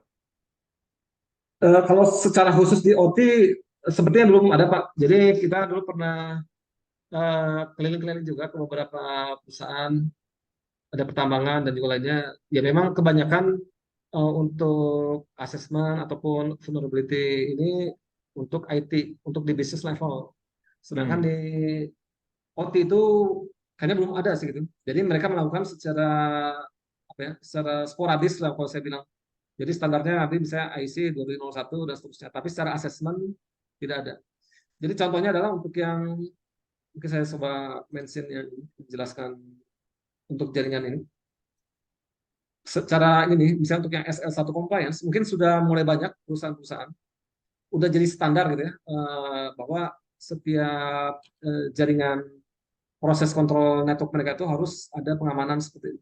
Dari DMZ, kemudian nanti kontrolnya dibagi dua, untuk yang aplikasi ada sendiri, dan untuk yang langsung berkaitan dengan kontrol ada sendiri. Seperti itu. Cuma mungkin kalau secara detail, misalnya secara blok demi blok dia kasih pengamanan, ada firewall dan lain-lain, ini mungkin masih jarang seperti itu. Dan untuk asesmen secara live gitu ya, secara real time dan secara periodik, sepertinya sih belum ada yang dilakukan. Karena ini kan berkaitan dengan sistem kontrol yang mana sangat sensitif gitu. Ketika kita pasang, ini harus dijamin bahwa server asesmen ini tidak mengganggu jalannya produksi ataupun proses yang ada di sana. Karena proses ini kan harus berjalan secara terus-menerus 24/7. Begitu sih. Jadi mereka melakukan asesmennya mungkin secara kalau saya bilang tuh secara tulisan lah mungkin ya, tulisan di assessment dan lain-lain, tidak langsung menghitung secara terus-menerus yang ada di server tersebut. Hmm. Begitu mungkin, Pak. Kalau misalkan apa isunya itu mengganggu sistem kontrol, terus kapan saatnya perlu asesmen kalau gitu? Gimana itu? Ini semuanya pada takut melakukan asesmen, ini jangan-jangan kontrolnya terpengaruh gitu kan? Betul. Nah, sehingga untuk misalkan bisa melakukan asesmen secara real time ini gimana ininya rekomendasinya itu? Nah, sebenarnya secara sistem, makanya kita mencoba dari sisi software ini disertifikasikan ke BSSN agar memang ada suatu pihak yang netral ya, yang bisa menjamin bahwa sistem yang dimiliki ini yang kita kembangkan ini tidak mengganggu jalannya sistem gitu. Tapi Hmm. memang secara penilaian BSSN saya mungkin kurang melihat secara detailnya apakah dia udah termasuk penilaian secara kontrol atau Hmm. OT dan lain-lainnya. Tapi harapannya memang ada suatu pihak ketiga yang netral yang dia sebagai regulator atau apapun yang bisa menilai bahwa memang si software ini dijamin aman gitu ya. Ataupun ada pihak dari lainnya lah gitu ya yang bisa menilai. Karena Oh. kalau kita yang menilai sendiri ya sebenarnya kita bisa bilang, bisa kita klaim bahwa ini sebenarnya aman. Cuma memang banyak yang khawatir seperti itu. Hmm. Tapi kalau nggak ada asesmen real time ini gimana? Yang artinya eh, case case di mana ada apa gangguan yang sangat apa yang dampaknya luar biasa dari sistem yang tidak Jelas dulu. dilakukan asesmen ini gimana? Nggak dirasa dulu main loh. Oke, jadi bagaimana sih caranya dengan keterbatasan gitu ya.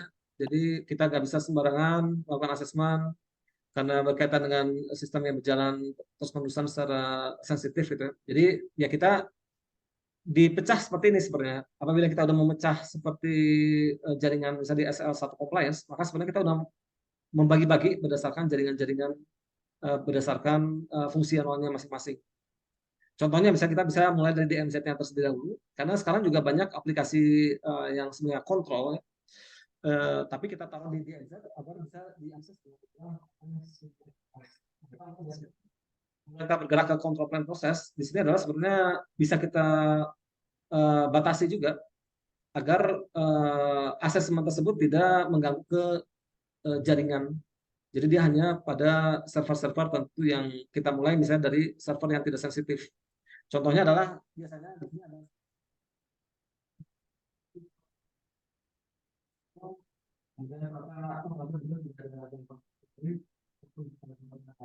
sistem itu sendiri, baru kita mulai sedikit demi sedikit.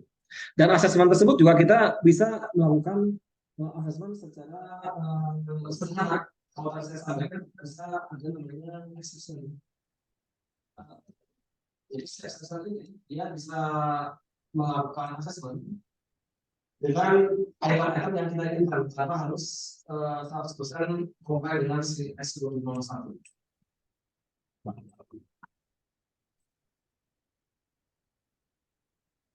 Ada sesuatu ini. Jadi kita punya polisi, polisinya akan banyak, jadi besok akan banyak ratusan gitu. Kita mulai dari yang sederhana-sederhana. Kayak tadi misalnya kita mulai dari assessment terhadap user account, gitu, akses kontrol dan lain-lain yang sebenarnya tidak terlalu berpengaruh terhadap proses dari si server tersebut. Dari situ kita bisa bertahap sedikit demi sedikit, baru akan ke arah yang lebih detail lagi. Mungkin seperti itu, Pak. Oke. Ya, ini kan mungkin isunya tadi itu ini supaya bisa meyakinkan itu ya, gimana caranya supaya tools ini bisa dipakai, apakah betul-betul tidak mempengaruhi sistemnya gitu ya. Dan mungkin yang Betul. mungkin harus dicari metodologinya barangkali gitu ya. Iya betul, Pak. Iya. Ya. Oke, ini ada ini lagi tuh. Ini ada pertanyaan lagi tuh Pak. Gimana tuh? Dari Pak Raffi Farhan. Tadi mungkin udah Oke. bertanya ya. Ini ada pertanyaannya itu. izin bertanya lagi dari yang saya pahami perihal teknis sistem arsitekturnya dari demo tadi. Kalau ada sebuah pertasan dalam bentuk otomasi, terdapat alerting dari sistem. Pertanyaan saya, apakah dalam kondisi tertentu, apakah kita bisa melakukan fixing secara manual? Oke, jadi mungkin saya sampaikan ada istilahnya mungkin ada sedikit berbeda. Fixing itu mungkin lebih ke arah bagaimana kita melakukan suatu perbaikan atau perubahan agar sistem yang kita miliki itu comply terhadap standar atau polisi yang kita inginkan. Misalnya tadi ada ISO 27001. Nah, sedangkan kalau ada pertasan, maka pertasan itu kan artinya kita udah berada pada level bukan pertahanan lagi, tapi kita udah diserang. Jadi itu ceritanya lain lagi gitu ya. Jadi ketika diserang ya artinya kita harus memperbaiki serangannya terlebih dahulu. Misalnya ternyata ada serangan terhadap sistem server ada menggunakan Stuxnet ataupun worm dan lain-lain. Maka sebelum kita perbaikan ya kita perbaiki dulu, dibersihkan dulu terhadap si malware dan lain-lainnya ini. Bersih dari hacker, kita perbaiki apakah ada backdoor, ada malicious code dan seterusnya. Dan itu prosesnya mungkin sangat panjang kalau udah kena hack gitu. Karena kita khawatir namanya nge-hack itu dia artinya dia akan menanam sesuatu yang ada di jaringan kita. Dan dia tuh seperti virus kayak dorman gitu. Jadi ketika kita mengawasi dia seakan-akan tidak ada. Tapi ketika kita lengah dia tiba-tiba muncul. Nah itu. Jadi itulah yang bahayanya apabila udah diserang. Maka yang saya sampaikan ini sebenarnya adalah bagaimana melakukan preemptif gitu ya. Jadi sebelum diserang kita udah mempertahankan terlebih dahulu. Dan bagaimana cara mempertahankannya? Karena kita juga akan mempertahankan sesuai dengan standar atau code yang disediakan oleh profesional, yaitu ya tadi ISO 27001 dan juga ISO IC 62443. Jadi namanya serangan itu kita juga nggak bisa menerka gitu. Kalau ternyata ada yang lebih canggih daripada ISO dan IC bisa aja terjadi. Tapi apa yang bisa kita lakukan adalah kita berusaha se-comply sedekat mungkin dengan code yang sudah disediakan. Karena mereka adalah para profesional yang sudah melakukan penelitian dan juga pengalaman cukup intensif gitu ya. Jadi kita percaya aja sama mereka, kita ikuti petunjuk dari code-code tersebut. Dan harapannya adalah kalau kita lihat dari, mungkin saya perlu menyampaikannya ini, dari yang ada 7 chain.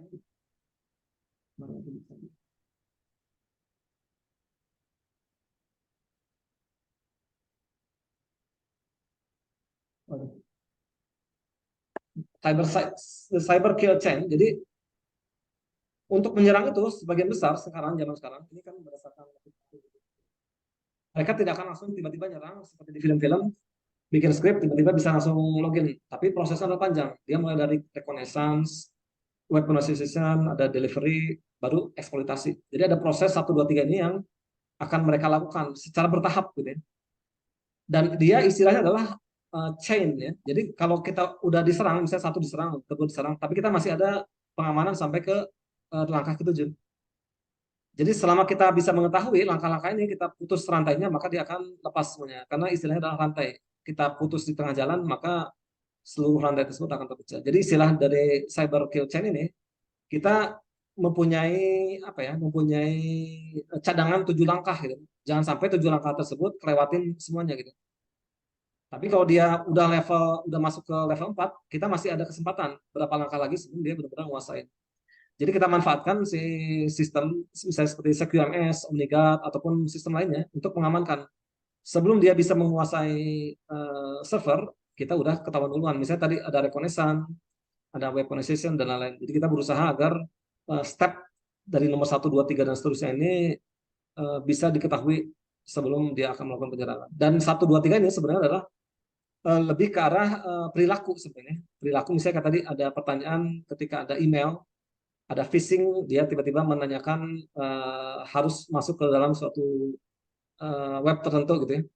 Itu adalah phishing, adalah dia di level atau di step nomor 1, 2, atau 3 ini. Apabila nomor 1 ini diamankan, maka kita tidak akan sampai kepada objektif yang utama adalah yang ini. Kita udah kena hack. Seperti itu sih. Jadi sekali lagi kita bagaimana mengamankan step by step agar jangan sampai si hacker tersebut bisa mendapatkan langkah ke tujuh. Jadi kayak catur gitu, kita masih bisa melihat ketika dia ada di level atau step sebelah mana.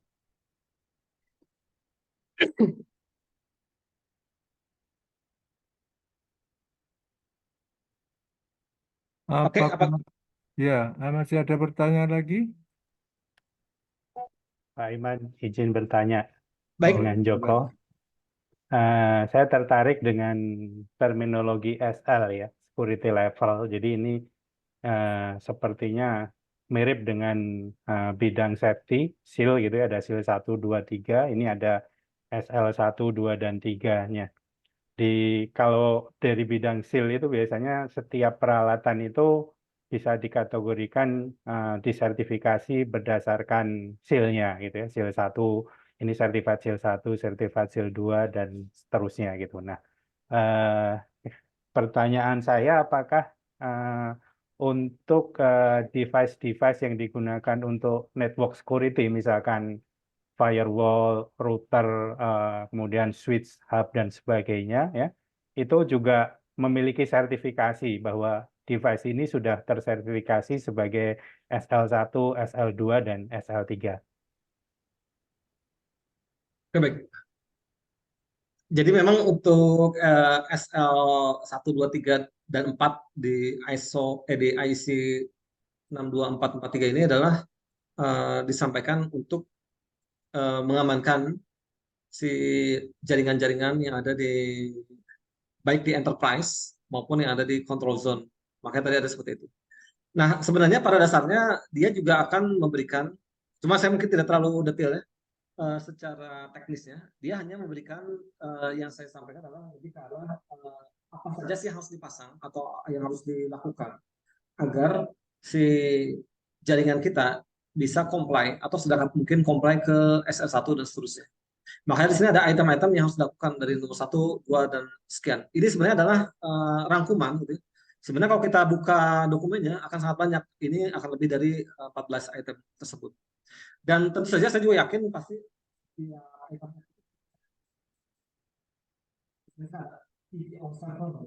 EPO server ini pasti ada standar-standarnya harus seperti apa dan lain-lain.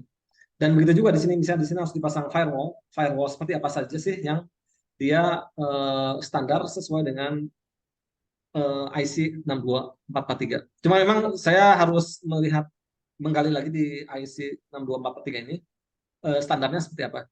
Begitu sih. Tapi saya yakin sih memang pasti ada seperti itu. Jadi nanti si tidak semua firewall ya yang bisa diterapkan di sini. Sebagai informasi juga kita pernah masang di suatu apa ya, perusahaan migas gitu ya, di mana dia menggunakan suatu standar sehingga firewall-nya tersebut ada bisa dibilang redundant gitu. Kalau di sini kan kita gambarannya cuma satu nih, misalnya ada masuk ke satu, ini ada yang dua. Nah, dia minta redundant. Mungkin dia ada apa ya? Bisa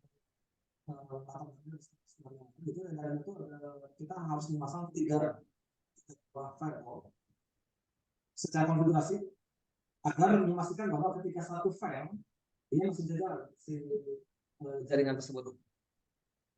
Jadi ada berapa level ya? Satu mati dia masih ada kedua, dua mati dia masih ada yang ketiga dan seterusnya. Atau ada sesuatu dia masih bisa berjalan dengan seperti itu. Dan itu saya belum melihat lebih dalam lagi di IC 62443 apakah ada seperti itu. Jadi si firewall atau jaringan tersebut harus dijamin jalan walaupun ada yang fail. Begitu sih. Baik, masih ada lagi Pak Joko? Cukup Pak Edi, sudah Oke, makasih ya. terjawab ya. Yang lainnya masih akan ada pertanyaan?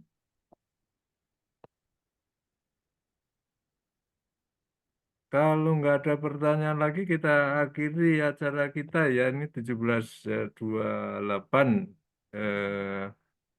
Waktunya sudah sesuai dengan jadwal ya, sudah habis. Kita akhiri acara sore hari ini. Sekali lagi, saya atas nama BK Teknik KBI mengucapkan terima kasih yang sebesar-besarnya pada Pak Muhammad Iman Karmawijaya yang sudah menyampaikan paparan dan menjawab pertanyaan-pertanyaan muncul. Terima kasih kepada semua yang sudah bertanya, menambah hidupnya acara webinar. Terima kasih pada Pak Paul Wijaya juga sudah menyampaikan Shifting Moment sore hari ini.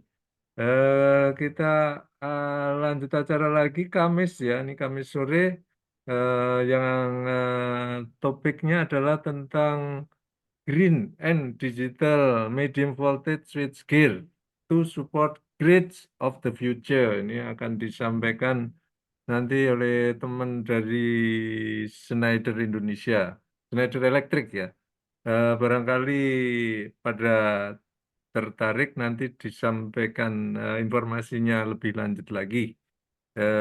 Sampai ketemu hari Kamis sore 15.30, 17.30.